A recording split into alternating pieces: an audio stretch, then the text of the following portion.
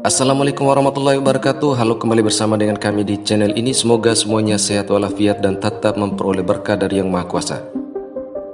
Oke, viral video statement dari Perdana Menteri Malaysia Dato Sri Anwar Ibrahim yang mengatakan bahwa lagu Rasa Sayangnya berasal dari Indonesia. Dato Sri Anwar Ibrahim mengatakan bahwa semua tahu lagu itu berasal dari Indonesia dan Google pun tahu sejarahnya. Dulu pernah sebab lagu Rasa Sayangnya ada yang bicara soal, katanya itu dari kami, dari asalnya Malaysia. Itu Google aja tahu sejarahnya. Kita tahu asalnya Indonesia. Ya, pada tahun 2007 Malaysia menggunakan lagu Rasa Sayangnya untuk mempromosikan pariwisatanya yang bertajuk Malaysia Troli Asia. Video promosi tersebut sontak menuai protes dari masyarakat Indonesia yang mengatakan negeri jiran mengambil warisan dan karya budaya Indonesia. Lalu 10 tahun kemudian hal ini berulang lagi pada tahun 2017 saat Malaysia menjadi tuan rumah SEA Games 2017. Lagu Rasa Sayangnya kembali diperdengarkan saat acara pembukaan SEA Games dan hal itu pun kembali menuai kecaman dari netizen Indonesia. Dan pada tahun 2023 di awal bulan Februari, girl band asal Korea Selatan Stacey juga menyanyikan lagu tersebut saat fan meeting mereka di Kuala Lumpur pada Sabtu 4 Februari 2023. Setelah menuai kecaman dari netizen Indonesia, agensi dan promotor Stacey pun akhirnya meminta maaf. Kemudian kami pun juga menemukan sebuah video lawas pada tahun 2009 dari channel The Tanggang, di mana judulnya ia menuliskan lagu Rasa Sayangnya diambil Belanda dari Malaysia. Dan dalam deskripsinya ia menjelaskan, lagu Rasa Sayang yang ada dalam satu dokumentasi Belanda bukanlah satu bukti yang nyata bahwa lagu ini diambil Belanda dari Indonesia. Belanda mengambil lagu ini dari Malaysia karena Belanda pernah menjajah tanah Melayu pada satu masa dulu. Bukti penjajahan Belanda boleh didapati di Melaka. Selain pada rekaman 1962, Indonesia tiada bukti atau fakta lain yang boleh menyokong klaim mereka. Namun Malaysia ada bukti dan fakta yang sangat jelas. Ya, itu tadi merupakan sebuah deskripsi dari video The Tanggang. Nah, film yang dimaksud adalah film yang berjudul Insulin Day, yaitu nama lain dari Indonesia.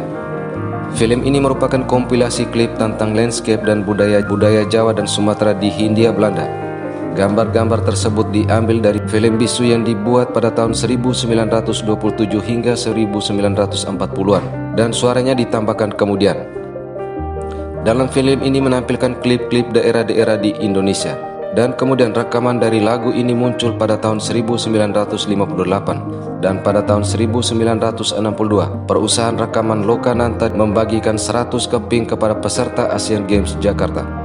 Nah, dari deskripsi yang ada pada video tersebut, menjadi pertanyaan dari mana dikatakan bahwa lagu itu berasal dari Malaysia. Dan apakah Malaysia punya bukti bahwa lagu itu asalnya dari negara Malaysia? Sudah menjadi pengetahuan umum bahwa lagu ini diciptakan oleh almarhum Paulus Pea, seorang guru kelahiran Maluku pada tahun 1907.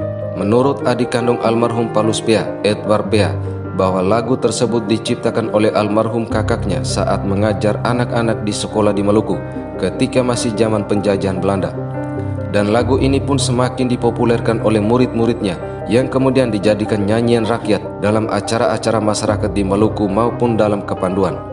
Dan hingga akhirnya lagu ini pun terkenal keluar Maluku. Terlepas dari kontroversi lagu ini, yang jelasnya beberapa budaya Indonesia kerap menuai polemik dengan pengklaiman dari negara jiran. Terkadang salah satu alasan adalah budaya Melayu dan budaya Nusantara. Kemudian juga alasan lainnya adalah karena ada warga negara Malaysia keturunan Indonesia yang sudah lama hidup turun-temurun di Malaysia. Akan tetapi sebuah karya seni tetap ada asalnya sebagai jati diri dari sebuah kebudayaan, apalagi jika sudah masuk dalam ranah budaya negara dan bangsa.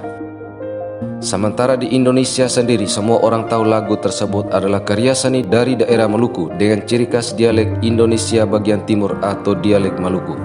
Nah, hal ini pun dapat kita samakan misalnya dengan barongsai yang sering dipentaskan di Indonesia dari generasi ke generasi. Namun rakyat Indonesia pun tahu bahwa seni tersebut adalah kebudayaan Tionghoa, bukan budaya Indonesia.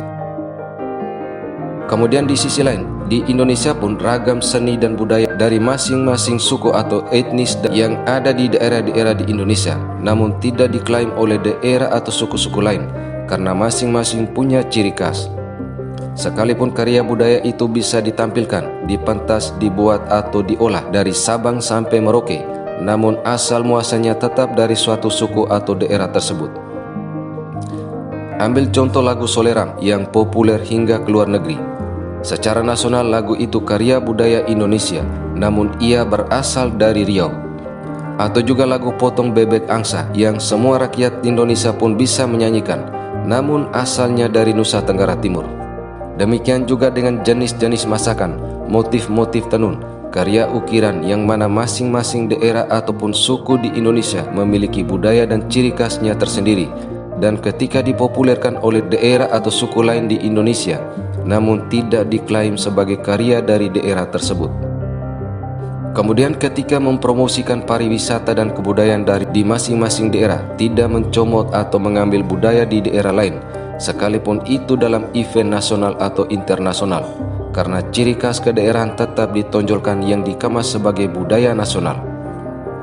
Sehingga sebagai sebuah bangsa dan negara yang beraneka ragam dengan ribuan suku, bahasa dan budayanya, Indonesia tetap menjunjung tinggi identitas masing-masing daerah dan masing-masing etnis. Namun dalam identitas nasional, ia tetap menjunjung tinggi Bhinneka Tunggal Ika dan nilai-nilai Pancasila.